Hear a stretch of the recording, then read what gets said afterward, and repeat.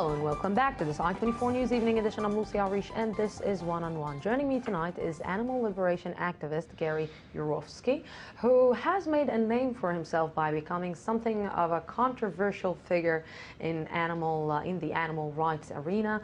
Apart from giving lectures, Mr. Yourofsky is best known for his approaches in which to get his point across, such as breaking into a fur farm in Liberation 1500 soon-to-be murdered minks. For reasons such as this, Mr. Yourofsky has been arrested numerous of times and has been banned from entering the United Kingdom and Canada. While Mr. Yourofsky means of putting an end to what he calls an animal holocaust, his message has reached millions of people all around the world and has influenced many in changing their perspective of the food industry. Good evening and thank you very much for coming to our studio. Thanks for having me. So I will start. Like we said, you affected millions and millions of people around the world. Why is it so effective here in Israel? How come that it's catching in Israel? I'm not clearly sure why, but the only thing that I can figure out is that over the years, as I've talked to tens of thousands of people, I've noticed that people who have been oppressed, Jews, Hispanics, women, blacks, they always respond better to this revolution that I'm involved in because they understand oppression. They've been through it. They know what it's like to be treated like nothing, like their lives don't matter. So that's what I think is going on here. Jews have been an oppressed people for thousands of years. We understand oppression and we're supposed to not support it. So I'm just pointing this out to everybody because people don't realize how much they're harming animals in their daily lives. So as I point out, the steak, the hamburger, the chicken sandwich that you're eating, the schnitzel, okay, these pieces of meat came off the bodies of living animals who didn't want to be murdered, who didn't want to suffer and die, who didn't want to be tormented. So once I point it out to people, most people, sane people, logical people, make that next step to veganism. You know, for the last few days or for the last few months, I see a lot of demonstrations in Tel Aviv of people demonstrating against the murder of and slaughtering animals and eating animals. And but I pass by and I look at their shoes, and they have leather shoes, and I say, okay, this is like, let's say you have two meanings here. It's like you have this: I'm not eating, but I am wearing. Are they aware? Do they know? Oh, it's by moral standards. No, I don't think they're wearing leather shoes. They appear to be leather shoes because you have synthetic leather that looks just like leather, like you have mock meat that looks just like real meat. I think most people falsely accuse animal rights people of having leather shoes, but they're not.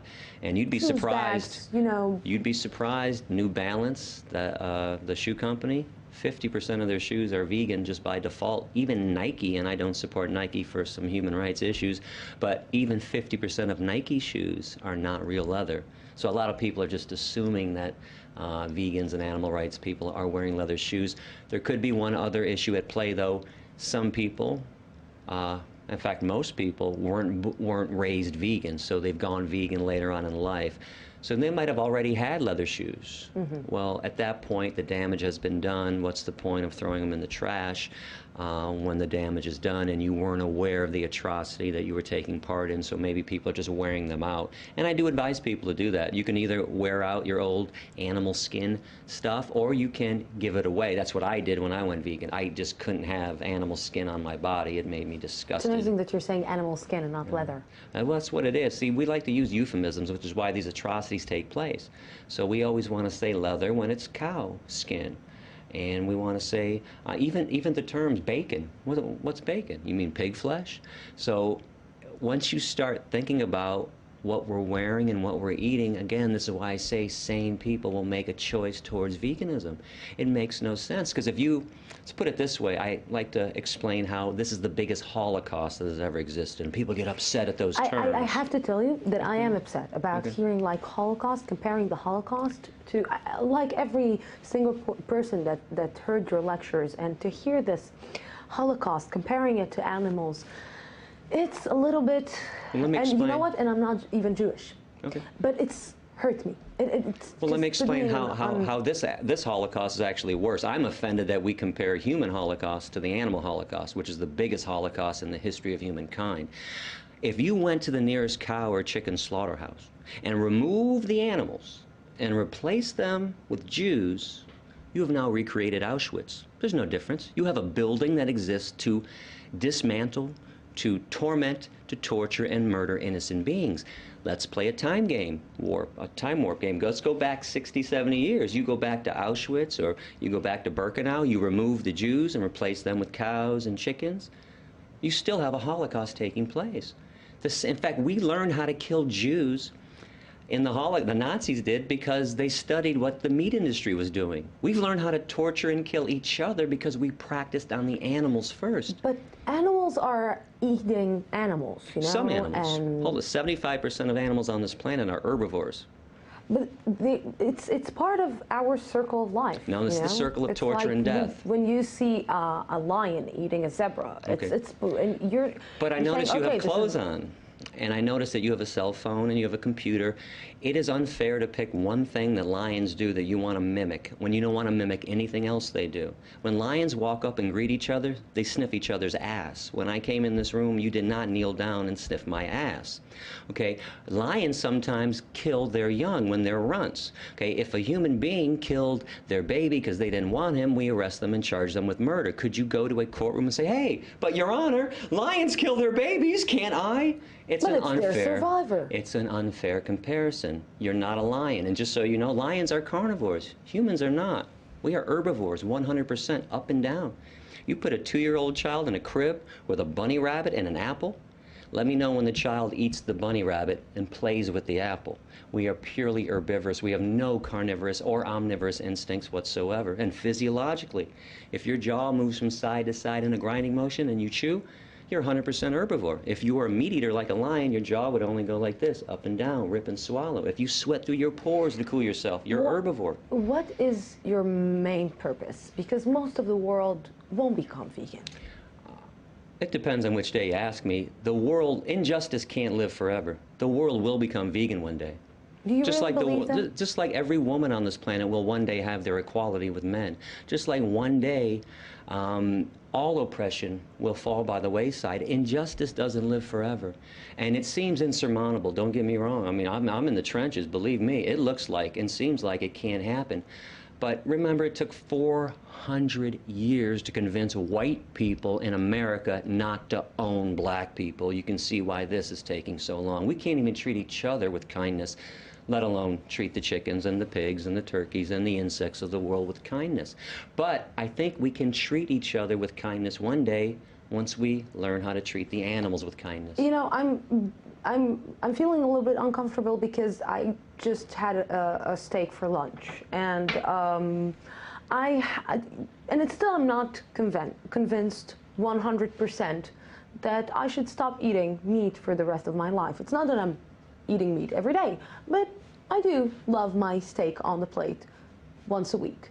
So you have now 2 minutes to try to convince me eat meat once a month. I don't want to convince you to do it once a month. I want to convince you never to do it. Okay, you have to put yourself in the animal's position. Imagine that you were raped to impregnate yourself. Okay, somebody raped you to impregnate you. You gave birth to this baby. This baby was stolen from you at birth. That baby was fattened up with corn and soy and wheat and oats. That baby was put on a concentration camp truck, sent to a slaughterhouse, hung upside down, fully conscious in front of all of her own species, screaming, terrified, in fear, knife shoved into, her throat, cut up into pieces. Where's the justification for this? And it's not your steak. You said my steak. I'm very big on language. That steak was never yours. Okay, that steak is a euphemism, by the way. That's cow flesh. That flesh belonged to another living being. Where do humans get off owning and controlling living beings? Where do we get off thinking that we're the most special thing that has ever existed on this planet, when in reality, we're the most unspecial thing that has ever existed on this planet? Are you aware that if humans were removed from the planet, the extinction of humans would benefit everything that exists? Are you also aware that if the bees died off, as we've been talking about this for about 10 years in the news, the whole system collapses? If the ants were exterminated, the whole system would collapse. This is how important and special ants and bees are to the world. Why do we think we're better than they are when they serve a vital role and we serve no vital role whatsoever? We're tormentors, we're oppressors. Where do you think it's coming from? The arrogance? Yeah. I'm not sure. I don't know what has gotten into us. Besides death and torture and murder, I think when you put violence in, you get violence out. You consume discrimination and death, you're going to, exude the same horrible things. Because some people may say the same things about you. Because some people may say that he's arrogant, he thinks that he knows better, he thinks that he's better than us, and actually we're all, let's say, how can I put it? I'm the one to be charged, and you are the judge who is judging me right now. Yeah, well, there's two people in this world. There's people that judge and people that lie about judging. We judge people every day. We judge child molesters.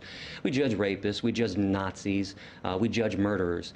And I know this is a shock to the meat, dairy, and egg eaters of the world, but vegans are more ethical than they are, hands down. And of course, just like a person that doesn't rape is more ethical than a person who does rape. A person who doesn't kill cows, pigs, chickens, and turkeys is better than a person who does kill and torment cows and pigs. Do you think that a person that is not killing birds and chicken and cows and pigs and eat meat, he cannot rape anybody? He cannot murder? No, there are no vegan rapists in the prisons of the world. You go find me a vegan rapist. I'd love to hear about a story.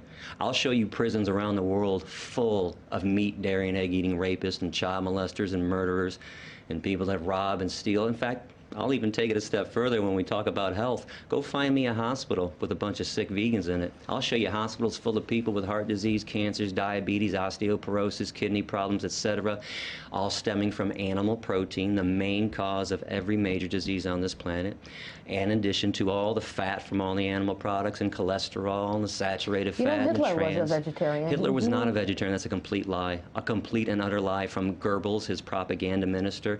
Hitler did have a lot of power, didn't he? If he had all this power that he had, why didn't he mandate veganism if he were a vegan or a vegetarian? Do you know that Himmler, the guy that constructed all the gas chambers, was a chicken? Maybe he wanted to slaughter Jews. This is why he had another idea, other idea. Two of his biographers, Albert Speer and Robert Payne, talked about Hitler's love for liver dumplings and pigeon, which is known as squab. His main chef, Dion Lucas, wrote a book in 1964, the Gourmet School Cooking Book, and she wrote his favorite recipes, which were all meat-based recipes. This is the power of propaganda, the power of Goebbels, still alive and well. Do you know why people think Hitler was veg? Goebbels wanted to make Hitler seem as peaceful as somebody else in the world at that time who was loved and adored, and his name was Mohandas Gandhi, and Gandhi was vegetarian, and Goebbels would say, wait, Hitler's just like Gandhi. He loves animals too, and he's peaceful to the animals, and he's a vegetarian.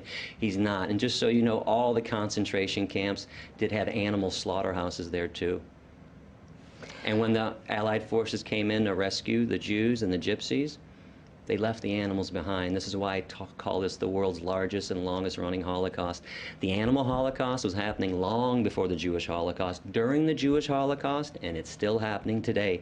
Every second, just so you know, of every minute, of every hour, of every day, female animals are raped to impregnate them.